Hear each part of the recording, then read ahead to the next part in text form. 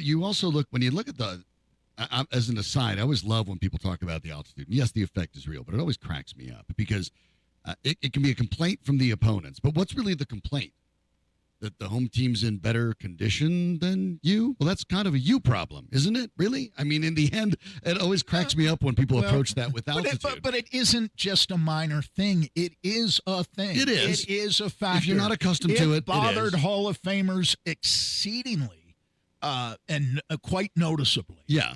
Particularly Akeem Olajuwon and Kareem Abdul-Jabbar. And they were sure in shape. Mm-hmm. No, I mean, it does have an effect. It's just kind of amusing the way it gets approached, as if it's somehow, something that's either some mystical or unfair or whatever.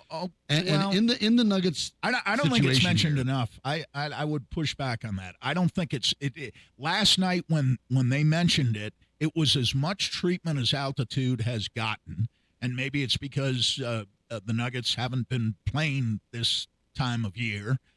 In the NBA Finals since 2009. Remember, 2020 was in the bubble, and it was not played this was the first time of Western year. Conference Finals game in Denver since 2009. It was played in late summer, not the spring. Mm-hmm. So I thought they were right to talk about it, but silly not to make the linkage between how the Nuggets literally ran the Lakers off the court in the first half, and then in the second half, especially at the end of the game, things got close. Why did they get close? Well, bad defense. Well, that's too simplistic. It's got close because the Nuggets stood. And when you stand on offense, guess what you do on defense? You stand there too, and you switch more than you should because you're not moving on one end of the court. And then it does become up to Jokic to go one on whatever.